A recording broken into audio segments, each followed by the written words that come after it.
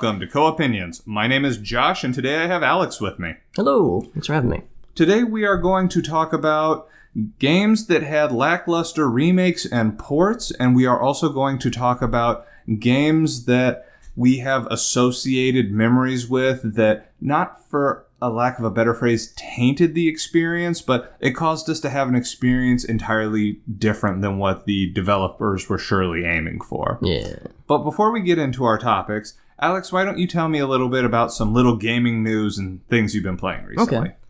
Well, on the way up here, I was thinking about this on the topic of podcasts in general and internet personalities. You might have heard that, unfortunately, it sounds like Total Biscuit is hanging up his hat as far as... Yeah, I don't know if you've heard about this. So for those who don't know, I'm sure it's redundant. I'm sure that most people do know this. Total Biscuit has been fighting cancer for a couple of years, I feel. I think it's been ongoing for a bit. And it was very scary when it was first announced because it was like, I think when it was announced, it was stage 4, which is the bad kind. Oh, yeah, that's deep. And he was, of course, going through chemo. He was going through all the usual treatments, and he was also going through some clinical trials. For those who don't know, clinical trials are like, it's oftentimes maybe a little bit risky, but can sometimes like prove quite fruitful. And it sounded like he was actually having quite a bit of success with the clinical trials, which is probably why he's honestly still with us at this very moment, at least. But as it unfortunately starts to go, is that the medication, like the patient's body sometimes becomes resistant to that medication over time. The clinical trial stuff becomes less fruitful over time. Right. And it sounds like it's about hit that point. I think he'd made a really big post on Reddit. It's been getting shared around a lot. He was basically saying that his liver is starting to fail as a result of this treatment that he's been receiving, and that a number of things is that he's wanting to focus on not to sound morbid, but the time that he has remaining, wants to focus on family and still some work stuff. But he said he's no longer going to be making videos anymore. So he's retiring from that. Said he'd still contribute to streams. He would still contribute to the podcast that he does with his wife and with his friends. But in a lot of ways, he's trying to take a step back to focus on what's more important. So, and of course, who can blame him? And right. The general response has been very positive insofar as like supporting of him. But it's still unfortunate news. I don't have like a very huge history of watching and or listening to his stuff, but I have a couple friends that have more or less grown up listening to his stuff, like grown up in the gaming and the gaming as a hobby, like listening and watching his content, listening to his podcast. So the overall response has been pretty heartbreaking for a lot of people, which is unfortunate. That's very unfortunate to hear. We're really starting off on an upper note here. Yeah. Positive news for a positive podcast. Ooh, Lord. Topic, rather. Yeah, it is unfortunate. I'm hopeful that he can continue to ride this out. I mean, stranger things have happened. Maybe he could find some other clinical trial that could help.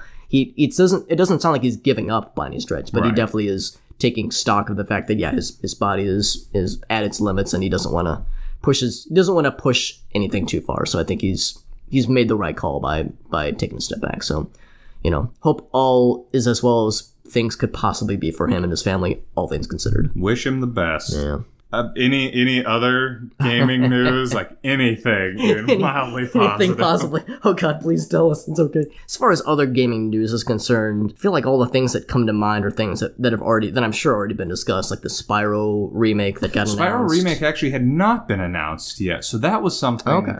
Because remember when we recorded the early 3D platformers, none of us played Spyro. That is accurate. That is accurate. While it's something that a lot of us have like nostalgia memories of, we've never played it. Yeah. So is that something you think you're on board for? Are you interested at all? I would consider myself interested.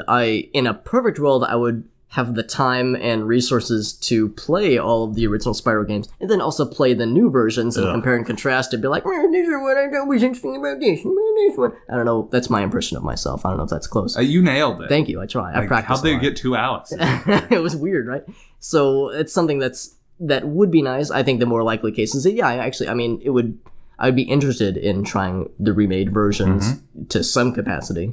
See, I'm actually 0% interested in them only because I despised the Crash remakes. I need to put that on the list. Oh, I need to put that on the list. That is so uncomfortably irrelevant. No, I'd heard different things about I hated those them. remakes. But, I hated them. well, that is unfortunate. Crash remake. Just writing it down as we speak. I am, because I hated it so much. Josh, tell us how you really feel. Oh, you'll hear it. Okay. But anyways, anything else before we... what little games have you been playing? I know you don't have a ton of bandwidth. No, it's okay. So the big one that I've just been playing in my free time has been Breath of the Wild. About 50 or maybe 60 hours in. Just been doing a bunch of different stuff and avoiding progressing in the game at all because I don't want this game to end. That's the thing. You don't even have to avoid it. Yeah. We talked about this at length on one of our Zelda podcasts. Like, you want to explore the world. Yeah. They designed that place so amazingly that when I got to the end of my 70 hours, I'm like, I'm going to go find some more shrines. Yeah, I'm like at hour 50 and I'm only just now about to like approach the first divine beast. Wow. I know. How many hearts do you have? Not like a big ton. I've got like, I think 8 or 9 hearts and almost 1 extra wheel of stamina. So Man, you are super cash. So huh? yeah, I've been, it's very much a game that I am really going out of my way to savor, and I'm loving every freaking second of it. Do not buy the season pass. Just throwing that. I already there. had. Oh, I'm sorry. Years ago. Yeah, it would be years at this point. Nah, exaggerating.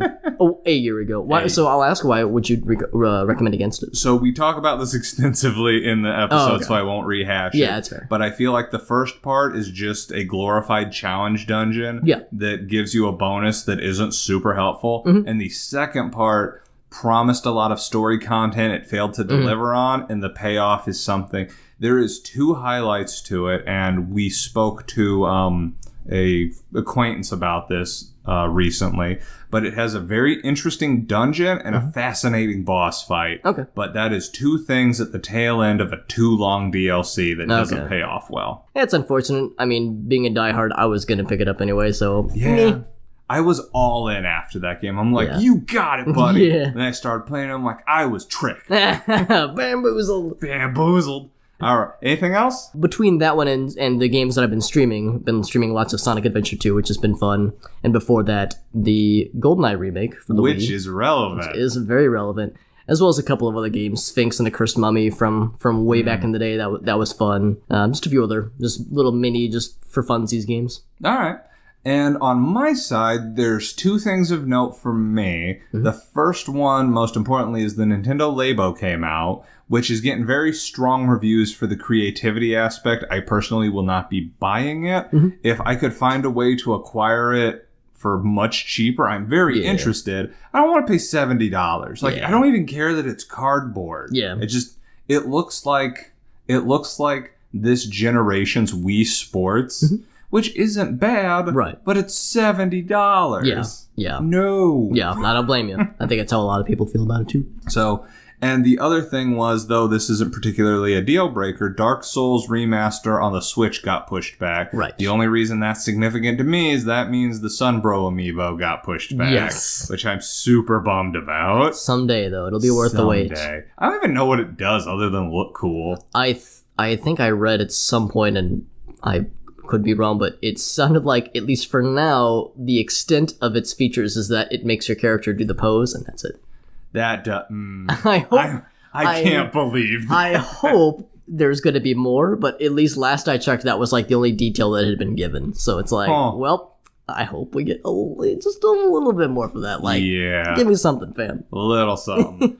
But on my gaming note, it's fascinating to me because a while back I adopted a policy where unless it is the holidays where there's huge sales, or really that's the only time, I don't buy a lot of games because a long, long time ago, I bought Super Mario Galaxy 2 when it came out. Yeah. And you've probably heard this story before. And by the time I got around to playing it, it'd been 2 years. Yeah. And it was $20. I'm like, what did I pay $60 for? Yeah. So now I wait until my backlog's down, and I finished up The Last Guardian, which can best be described as a fascinating character trapped in an antiquated game. Yeah. And at least it wasn't a huge bummer, but I've described it as trying to direct a cat while only having nominal control over your own floppy body. It's the baby Griffin is just the most adorable character. Oh, sure. But the Team Ico games were traditionally difficult to control. This is no exception. My biggest concern, and I think I voiced this at E3 on our E3 podcast a few years ago at this point, was that I think it's going to be a beautifully moving story with 10-year-old controls, and that's exactly what it was. But after I did that, I went and I picked up this game called Minute. Did you hear anything about it? I don't think so. The idea behind it is you pick up a cursed sword. It's done in 2-bit monochromatic visuals. You picked up a cursed sword, and it makes it so every 60 seconds your character dies. Now, when you get items, you save the items, and you kind of save certain quest progress. It made me think of a lot of this game called Half Minute Hero. Yeah. Much like how Majora's Mask and the Sexy Brutale both have to do with turning back time to save people. That's about where the similarities end. Yeah. This game is much more chill. It has a much different plot structure. So it was a good game, but for $15, I think, I was expecting it to take me a little longer than an hour. Yeah.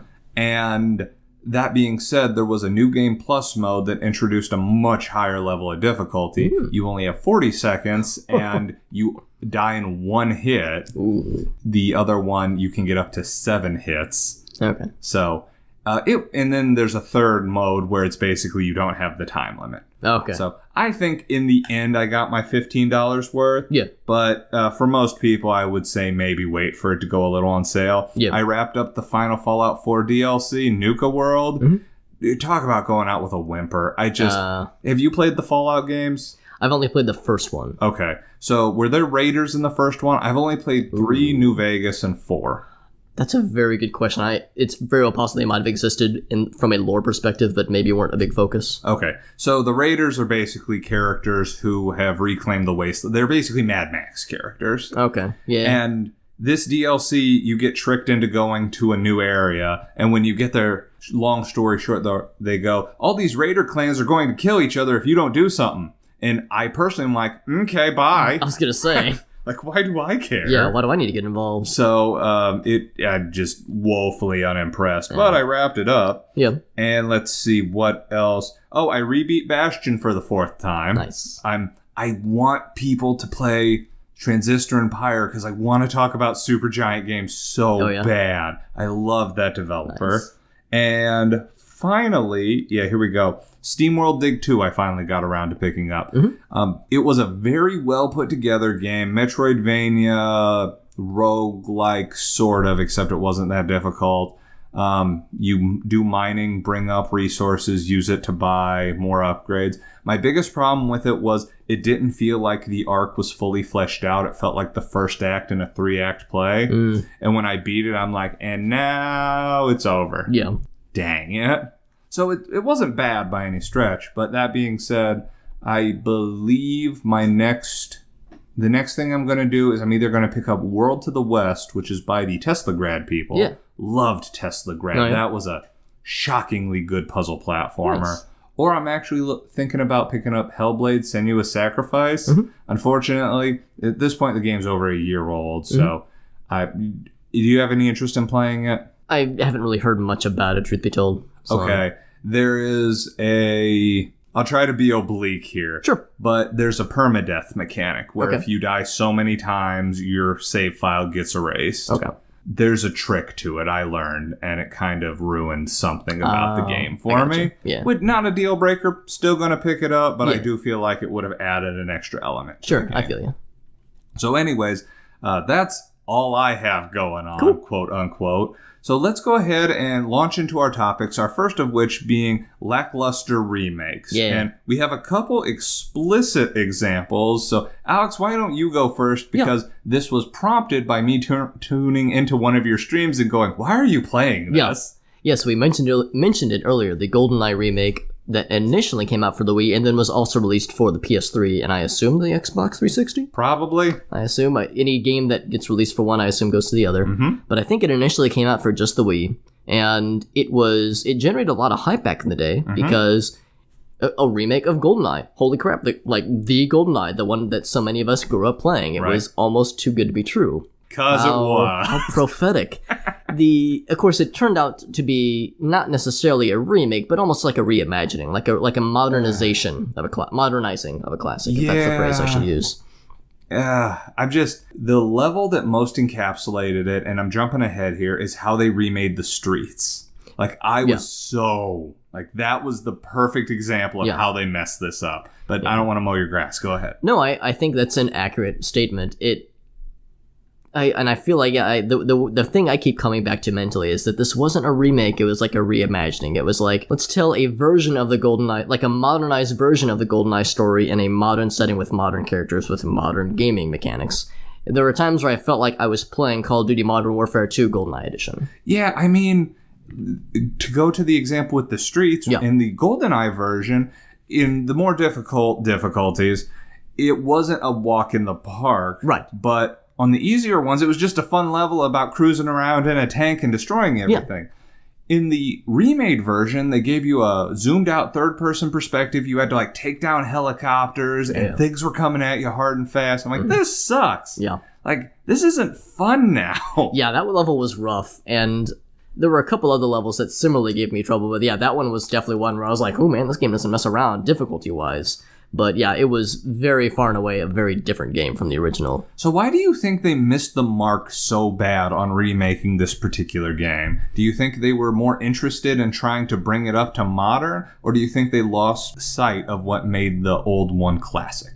To be honest, I don't know if they so much missed the mark as maybe it was mismarketed, if that makes any sense. I feel like from the get-go, it seemed like the game was almost like screaming at you saying, this is modern, look how modern this is. If they were trying to recapture the magic of the original, then yes, they absolutely missed the mark. But if they were trying to, and again, take a drink every time you hear Alex says this, if they were trying to modernize this game or this original story, then I guess they succeeded to a certain extent. Was it fun? It was okay. You're much more generous than I am. I think it was okay overall. There were things I liked that this version did better than the original did, and there were many things. There were many times where I was using a lot of the cover mechanics and the leaning mechanics that even a lot of modern shooters, and by modern I mean shooters that are coming out now, this month, don't use leaning mechanics. So to see that in 2000, when did that game come out? The remake, 2009, 10, somewhere around there. To see that from a game that came out 7 or 8 years ago is pretty impressive, I think. So utilizing some of those more modern schemes was neat and was legitimately helpful. There were many times where I found as I was leaning around corners and stuff like that, it was neat and it helped. And some of the things with the little smartphone mode where you would the level where you are trying to scout out an agent and you're using this very remedial face recognition software to find a match. That stuff was neat. It was cool. But as I was playing it, I thought to myself, and probably even said it on stream, there was never a GoldenEye level where this happened. This doesn't happen in the movie or the video game, for that matter. Well, and that was kind of my problem with it was, why was the phrase GoldenEye attached to it? It just felt like they were using it to market it because okay, we're going to update the plot because communists are no longer even remotely a threat. We're going to put Daniel Craig in it because he's the current Bond. Mm-hmm. We're going to update all the levels in the play style. Guys, are you aware you're saying this is a different game? Yeah. You're changing literally everything. Yeah, I absolutely agree with you. And I almost wonder if maybe you could use that as a future topic, games where it would have been better if they would have just not had it tied to an existing franchise. If they would have just made it James Bond shooter game and removed and or modified the few but very obvious reference callbacks to the original game, then yeah, I think it would have, I don't know if it would have gotten reviewed better, but it definitely, the player-based response would have been much less negative, because a lot of people did not like this game. Well, and so there's the double-edged sword there, is that I don't think people would have railed on it because this is not GoldenEye. Right. They just wouldn't have bought it. That too. And then the people who did buy is this is a mediocre shooter. Yeah.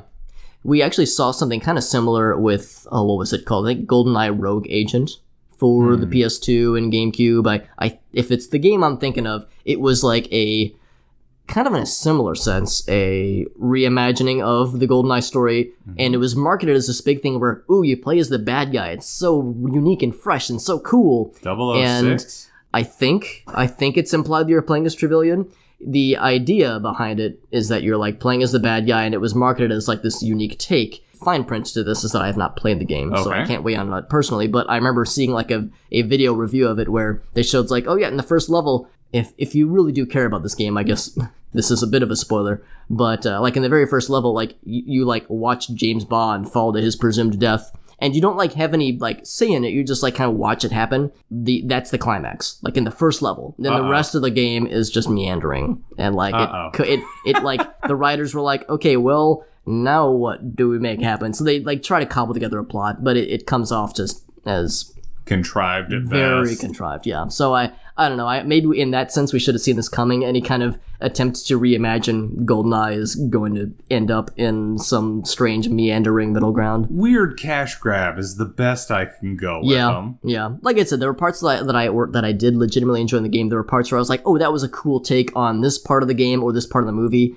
In many ways, this game was actually closer to the movie than the original game was close to the movie. There were a lot of scenes where I would think to myself, and again, granted, it's been a number of years since I've seen the movie, but there were a lot of parts where I think to myself, yeah, like this part was like a pretty neat throwback to like scenes in the movie that I very uniquely remember. The stuff with the like at the end of the facility level where Alex Trevelyan is like, where Ormov's got him at gunpoint and James Bond is hiding behind that rack of missiles. That actually happens in the game. Like, you actually see the missiles. Like, as opposed to the original game where you just walk into the chemical facility. Yeah, and you just walk up the door like it's NBD. But yeah, you actually have that whole sequence, that part where, like, the guys try to shoot at you and Ormov yells at him. One guy continues to shoot, Ormov just looks at him, just shoots him.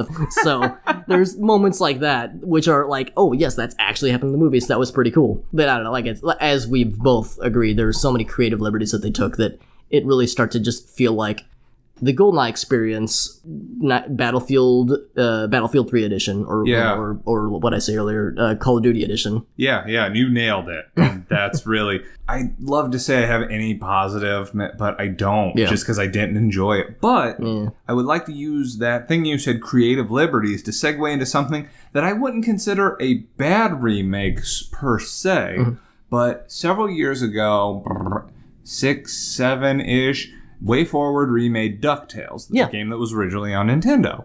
Now, first off, this was not a bad game they made. I beat it, I enjoyed it. What jumped out at me was how many liberties they took, because the original DuckTales for Nintendo could be beaten, we've seen it beaten, in less than 10 minutes. Yes. It's fantastic to watch, but it's very difficult to make a sales case for a game that can be beaten in 10 minutes. Yeah. So they added a tutorial level that helped hash out what at the time were semi-obtuse mechanics. The pogo stick was not particularly intuitive. The mechanics of how you hit things wasn't always intuitive. There was essentially no narrative in the NES game, so they tried to put a plot to it. The different levels, they tried to give voicing, and they tried to actually give objectives you had to hit before you progressed on instead of just steamrolling through it. Oh, yeah. They actually tried to explain why you were suddenly fighting a vampire near the end. They tried to explain why Flint Gomgold, the second richest duck in the world, is suddenly here and why you're racing him suddenly. A fun trivia we may or may not have brought up on this podcast before that's more Disney trivia than video game trivia. Hit me with it. Flint Glomgold was originally not an Irish duck, even though he's got the beret. He was originally a South African diamond miner. Oh. Yeah, like...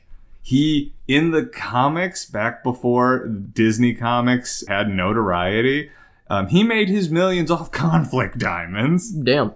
Yeah. Scrooge McDuck used to roll hard. I don't doubt it. Man, oh man, he's got a hard crew. Right, so I found that to be fascinating. That is fascinating. Anyways, so I didn't think it was a bad remake per se. I just thought it took so many creative liberties that I almost wondered, like, should this really...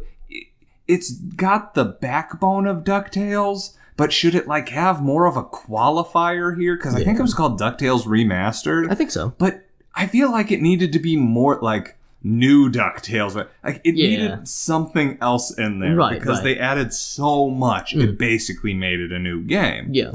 That being said, a remake I legit hated, and I can double down on right now, thank you, Alex. My pleasure. Was that Crash Bandicoot remake. Right. Oh my god, did I hate it. Oh, man. Because it was announced and I was stoked from a historical perspective because Crash Bandicoot is one of the underrepresented video game mascots of the early 3D platformers. Agreed.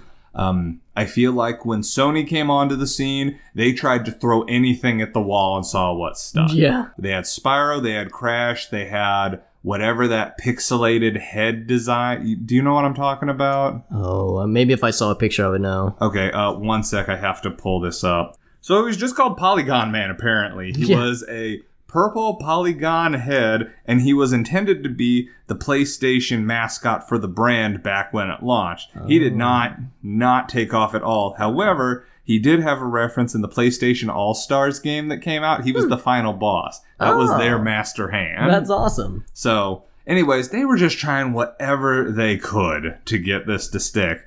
And so I was excited when they announced the Crash Bandicoot remake because I'm like, hey, they're actually going to give these another chance. And to their credit, not only did it come out on PlayStation, it also came out on Xbox One and it's coming out on Switch. So they're actually expanding the scope of it. Unfortunately, they didn't take the base gameplay and remake it to be tighter. They remade the game from scratch. Here's why this is unfortunate. That means that they did their own collision physics in it. While playing the game, I noticed that I slipped off a lot of stuff. Like, I would stand on a platform, and if I stood too near the edge, I'd just slide right off. I'm like, what is going on here? So I looked it up, and lo and behold, when they made the hitboxes for Crash in this game, they made them pill-shaped, which is to say instead of a box, they're rounded on the top and bottom. Right. So if you are standing on the edge of something, you'll slip off. Right. Now, we talked about this in the early 3D platforming game podcast. There was a rough transition from 2D to 3D. Yeah. In 2D, the hitboxes were always squares. To the best of my knowledge, if anybody knows differently, hit me up, coolopinions at facebook.com. Yes. Anyways, there was still a high level precision in the 2D platforming, and 3D tried to take that immediately. Yeah. So when they remade the levels exactly like they were, but they made significantly more unforgiving hitboxes, it became much, much harder. Yeah. And on top of that, apparently, they did a side-by-side. They apparently shortened Crash's jumping window from, like, by half a second they shortened it by enough of a time that it requires you to react much faster. Yikes. So you have to be faster and more precise to make these jumps. Whew. And that original game came out in the late 90s? Yeah. It wasn't easy then. It wasn't. They made it harder now. Yeah. So when they announced the Spyro remake, I'm like, no, I'm not buying this. I refuse. Now, I know they're entirely different types of game, but I'm not doing this because I don't trust them anymore. Yeah. Well, the good news is they announced that there'll be exactly 50% less walkable platforms, and they disabled the jump button. Oh, thank God. So, thank goodness. I'm so excited. And there's 900% more enemies. Thank goodness. Sweet. So, all right. And you have a gun. Yes. Okay. And your name is Shadow the Hedgehog. The ultimate. Where's our Shadow remake? The ultimate bamboos. Oh, yes. That's something everybody is not asking for. Oh, yeah. I know. I'm looking forward to nothing. I can't. I have to derail this now. Good call. But I feel like that was another example where they had a good idea in mind, but the execution, I don't know if they lost the files, they didn't want to use the files. And the reason I say lost the files is we have a couple notable examples before we move on to our next topic. One of those is how badly Konami did a series of HD ports for the PS3, I believe. Okay. One of which included Silent Hill 2. Yeah. That included some things such as whole areas didn't have fog. Some areas didn't have sound. The game would glitch randomly. Like it was very, very poorly handled. Yeah. And when they were interviewed about it, they go, we lost a lot of the original files. You what? Just lost them. You lost them? Yeah. What'd you do, tape over them? My God. So, yeah. They, there's times when the remake/port is obviously a cash grab, and it hurts everybody. That's a perfect example right there. Yeah. So anyways, I know you had a couple examples of ports that hurt real bad. Do you want to gloss over those real fast and how blatant cash grab those were, obviously? Yeah, that's actually one thing, because when Josh and I were talking about this topic, it was I kept trying to rack my brain for examples that I've actually played for games that were like, it was disappointing because of blah, or it didn't live up to its potential because of blah. I it might sound weird, but I like to avoid games where I hear bad things about them. So I was having a hard time thinking of like games that are like pertinent to things that I've actually played myself.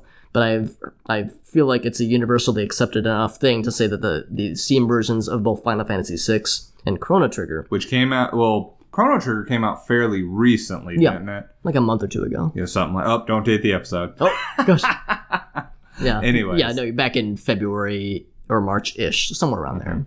But and the Final Fantasy VI port came out a few years ago. It's been a bit, but yeah, but it's still relevant. And I remember when they first came out, it was waves of excitement followed by waves of sadness. The excitement for, oh cool, this game is on a digital platform. The sadness of balls, it looks like garbage. Yeah. What else? Just the visuals, and not just the visuals, but that was a big sticking point. Like, you could tell it was a real slapdash job because the background sprites were very poorly tiled redos. Yeah. And like the character sprites, they tried to like shine up and they came across looking weirdly plastic and shiny. It's like, this is like, I know what you guys are aiming for, sort of, but you're not thinking this through, guys. Yeah. And then I was practically just waiting for them to pull a breath of fire on it and be like, you need 1 energy to attack. No, please, God. Too far. Yeah. I did hear that at least with Chrono Trigger that they said they would patch it to include options to like go like back to the OG style of graphics, which would be nice. It would be nice, but at that point, and don't get me wrong, this is a pot calling the kettle black or something like that.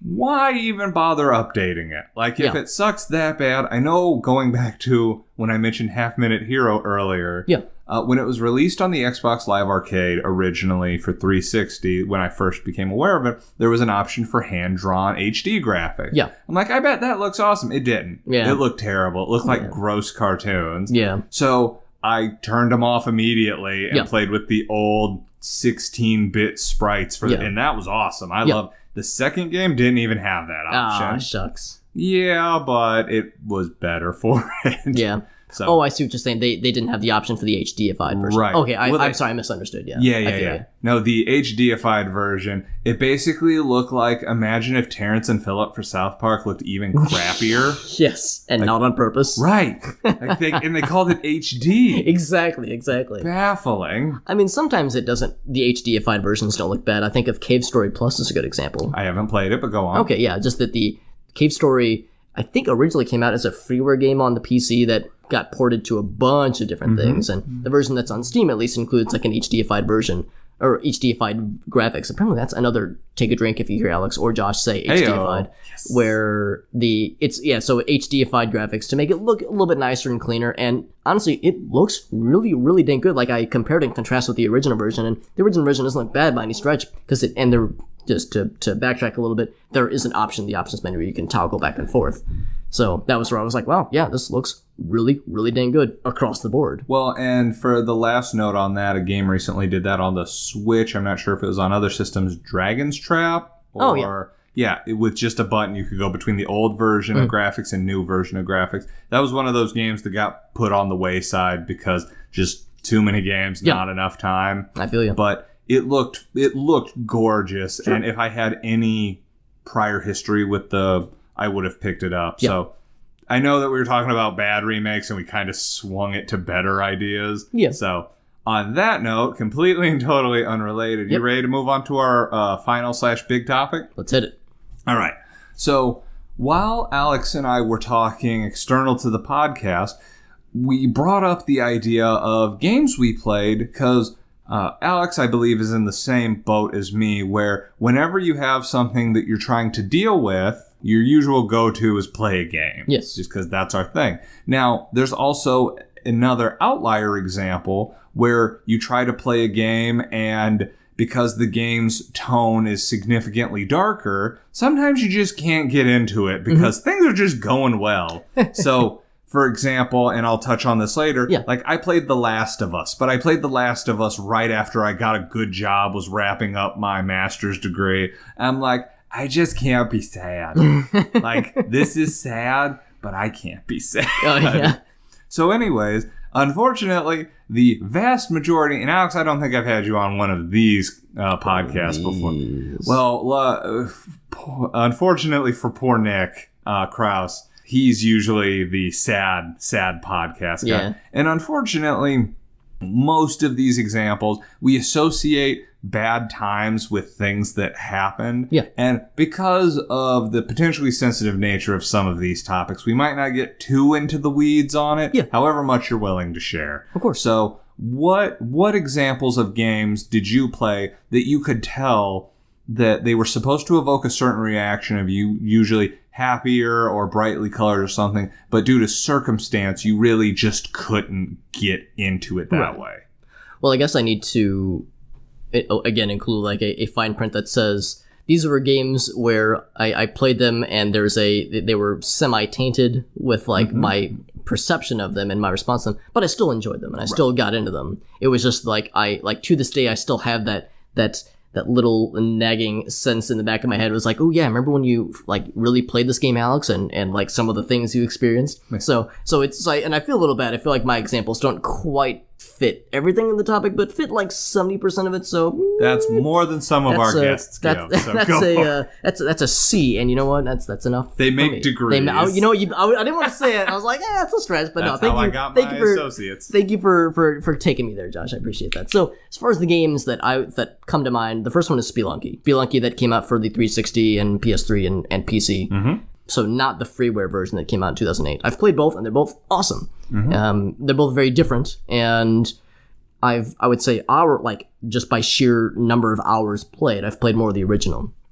But the Xbox 360, if you will, and say what, right, 3, 2, 1, HDified. HD version. The HDified version of this game was like I was like just starting to get into it, and this was at a point in my life where I was working at my previous job, and I was still like pretty fresh. I was still starting out, and like I was on what I would say was my first like real big project, and it had gone crazy off the rails. The long story short is that I was hired to be a backup for this dude, as he was the only person on the team who was not who like knew like at least a little bit about modern programming languages and that kind of stuff. And then he like mysteriously and very abruptly left the company like a few months after, I would say maybe a month or two after I had started and after we'd begun working on this one project. So everyone looked at me and said, all right, you're the only one guy on the team that has experience with this at all. So no pressure, buddy. Spoiler alert, there was a slight amount of pressure. No. And this kind of came to a head in one particular week where I had to pull several late nights. And there was one night in particular where it ended up being well over a 24 hours of that day plus like more hours into the next day. Oh god. So like I feel weird saying a 24-hour plus day because that's not how hours work. But when you don't sleep, you know what I mean. Sure feels like exactly. it. I think you know what I mean. Right. So to keep myself sane, I was working from home. That was one nice thing, at least, is that I didn't have to be in the office for all this. But I was at home. I was like running some test cases, but in some cases it would take a couple minutes to spin up. So in just a couple minutes, quote unquote, is enough time to fire up Spelunky and die once or twice because that game is very difficult and good for bite-sized chunks. So start up a test case, switch over to the Xbox 360, play a little bit of that until I die. All right, I died. All right, go back to the computer. Oh, cool, it finished. Let's see how it went. Okay, start up a new one. Rinse, lather, repeat. And it worked. It kept me sane. And the good news is that there is a happy ending to the story insofar as the project was finished. Everything was fine. And I got a nice promotion at the end of it. My boss at the time kind of took me aside and she was like, I hope you know this isn't how things are supposed to go. Like there were things that didn't happen that should have happened that should have prevented all this from happening. So like I think they appreciated the fact that like, yeah, that was a rough situation that nobody expected, but it at least it ended better than it started, which is good. But what this did for Spelunky... Yeah, it is unfortunate that it's to this day, like I said, kind of hinted at earlier, it kind of is in the back of my head a little bit where whenever I play that game, especially when I hear the music, I will think back to that one particular night. The music in the first, what's the word rather? The first, like, ecosystem or the first world, like the first 4 levels where you're in a cave area, then the next 4 levels in a jungle. So the cave music or cave music tracks, there's a few different ones that can play. Like those have like evoke very specific emotions in me sometimes.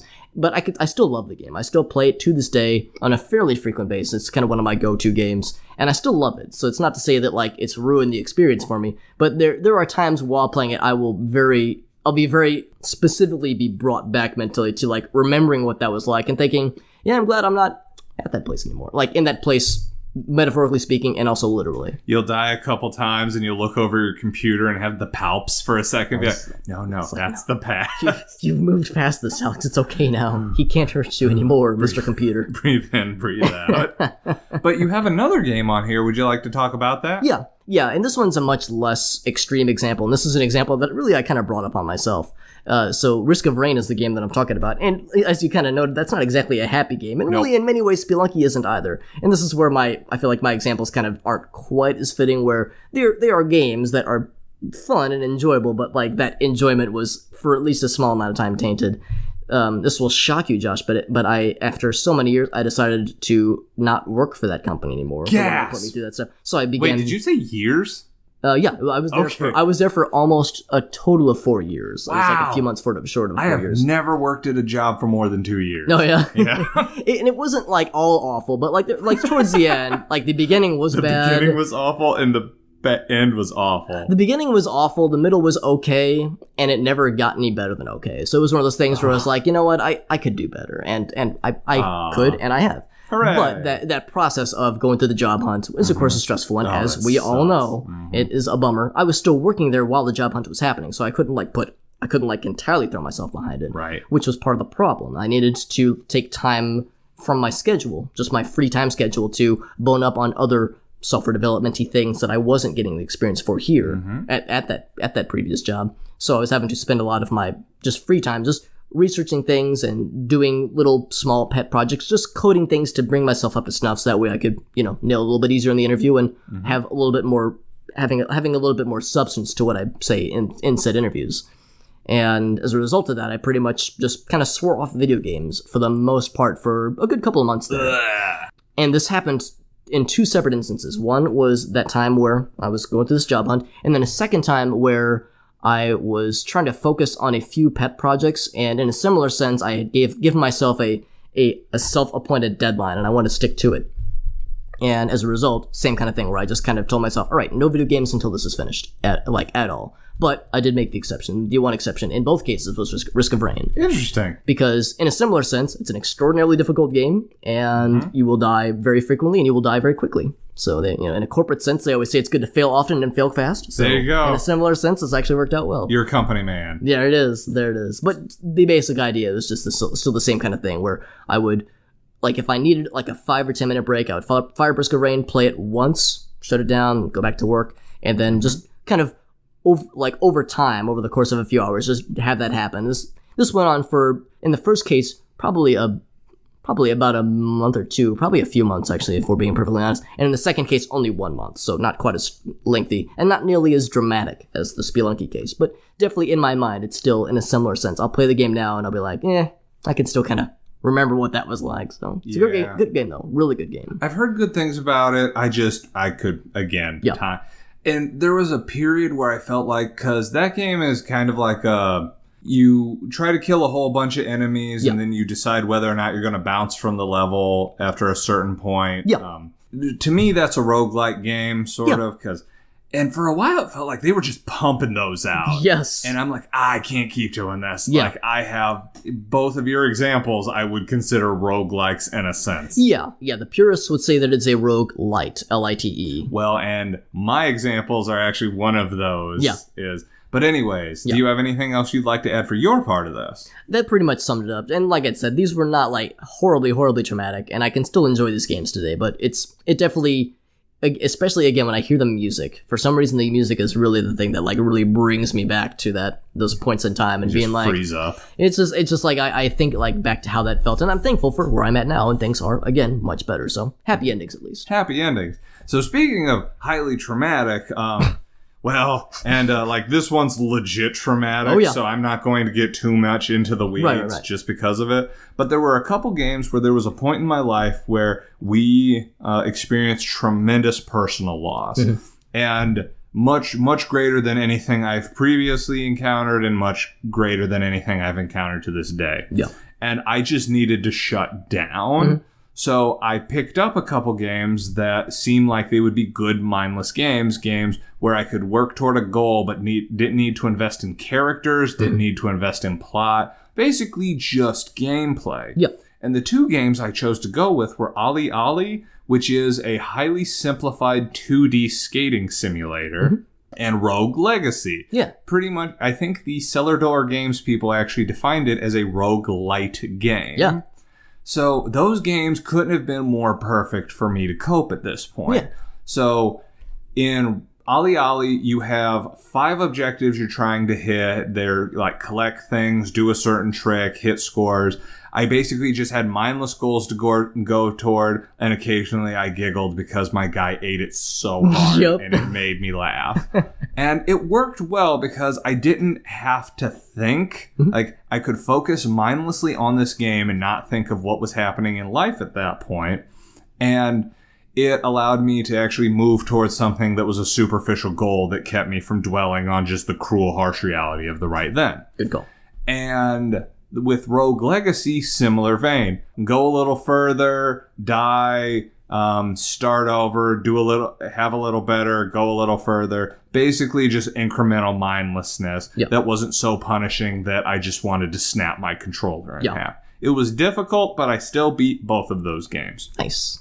Now, the downside to that is that, again, I apologize to our 14 listeners, but I'm not comfortable getting into the nature of the personal loss. But it was so great that after I had figured out how to deal with it and live with it, I tried to pick up Rogue Legacy months later. I picked it up, and immediately I was back in that mindset. I'm like, nope. Down. Yep. And I can't play Rogue Legacy anymore. Yeah. And I gotta say, Cellar Door Games, you guys made a great game. They did. I could not talk it up more. In fact, if it had not been associated with that time in my life, I would probably have beaten it significantly because there was like New Game Plus a bajillion. Yes. And it was crazy good. Yeah.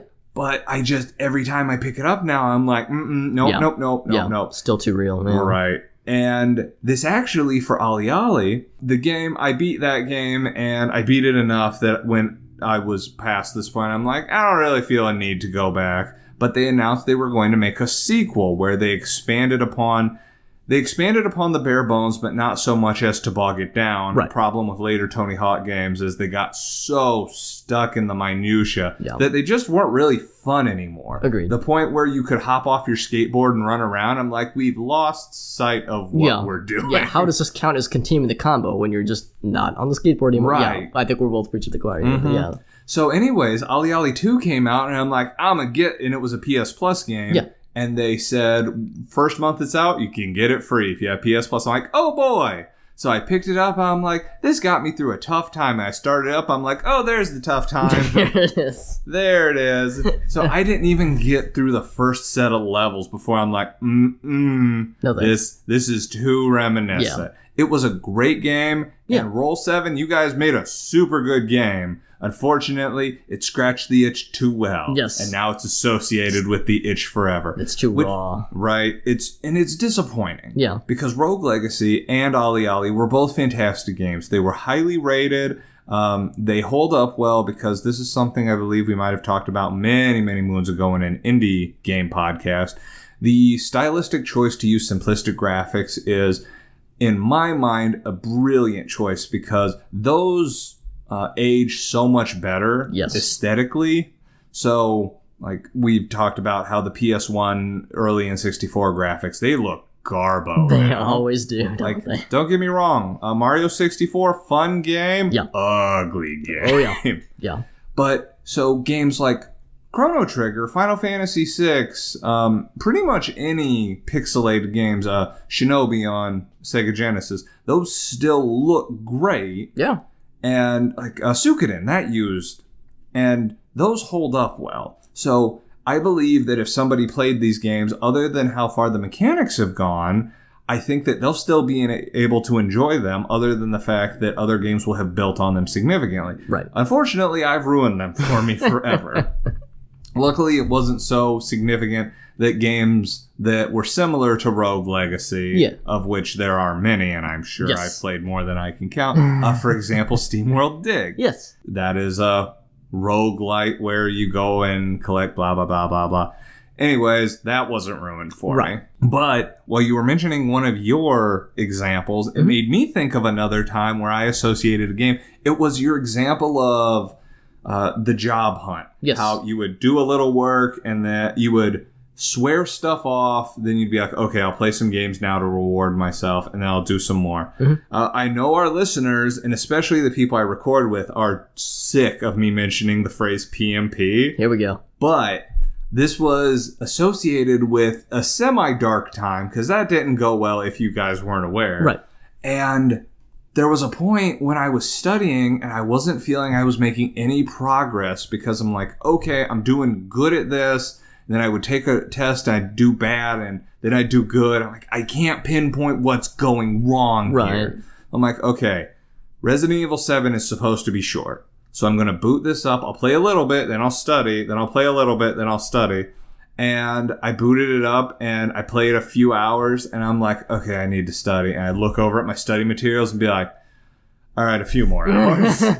So I ended up beating the game, and I lost at least 2 weeks of studying time because of it. Did that affect how many times I took it? We'll never know, because I hated the test. Luckily, I only have to listen to podcasts to keep it up, like this one. Listen to Co-Opinions. We'll earn you 0 PDUs. Oh, anyways, good to know. Good to know. I will now associate that with, man, this game was better than studying for a test I didn't want to study for. Resident Evil 7, I will maintain, is... I want to say my favorite Resident Evil game, which is high praise, because I beat RE4 at least half a dozen times, and RE5 I put 50 hours into. That's awesome. Actually, an episode will be coming out, let's see, this one, 3 weeks ago, about our favorite cooperative games, and I say Resident Evil 5 is my favorite cooperative game. That was a very similar example to that. But certain games, and I know that I don't think you could come up for any examples with this particular one, was games that tried to evoke sad feelings. But due to the point we were in our lives, we were like, I'm not feeling it. And maybe one last happy example that wasn't mired in, well, okay, never mind. I'm going to cut this part out and post. That's fine. I remember when I played The Last of Us on PS4. So when I played it on PS3, it was a hugely impactful game, emotional, etc., etc. It hit every piston I believed it should. And then I replayed it on PS4. Now, it didn't hit me, like, I couldn't be bummed that time. Now, there's a couple different reasons this could have been. One, I already knew it was going to happen. Don't get me wrong, there were some points where I'm like, Jesus Christ. But at that point, I was wrapping up my master's degree. Job was going well. I just lined up another good new job. And I'm like, I am on top of the world. And then the world gets taken over by mushroom zombies. I'm like, sucks for you guys. I got a cool job, though. So we have talked before, maybe not with you and maybe not explicitly, how important suspension of disbelief is in order to more fully immerse yourself in these experiences. And I think we touched on this. Have you listened to the podcast about sad games? Oh, I honestly can't remember if I have or not.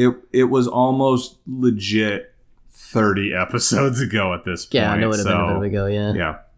But we talk about how sad games, and that's why the emotion of sadness resonates so much more with us, because it usually has to do with significant bad times, and we remember those. And it's not to say there aren't significant good times, like marriage, birth of a child, things we have not experienced. Well, yeah. Right.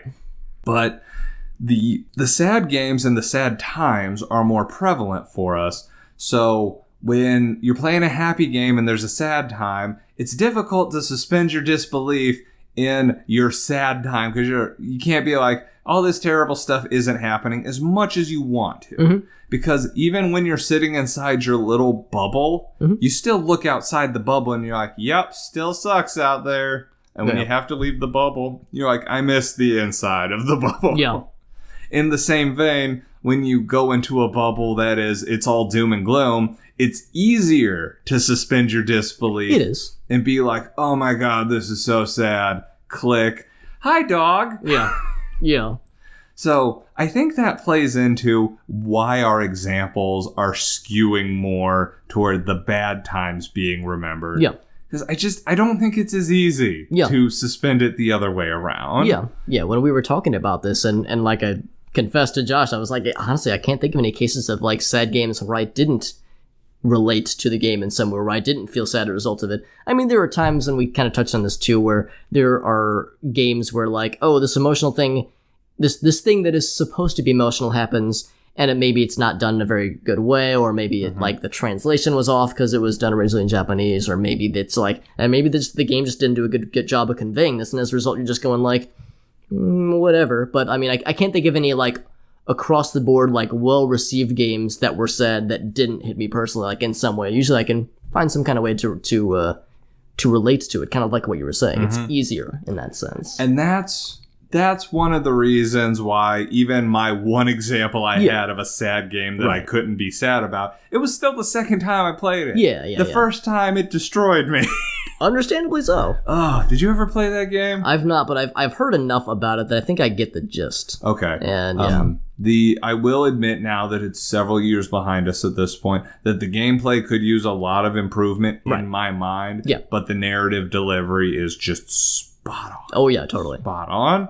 But anyways, we are rapidly approaching the end of our time. Alex, did you have anything else that you would like to add on this topic? I think we covered it pretty darn well. I really liked hearing your examples and your take on a lot of this stuff. And I appreciated your particular perspective, and I especially liked your breakdown of why the remakes might not work and why they didn't work. So it's always great. It's always great to have you on. I'm always happy to be here, man. These are always so cool. Yeah.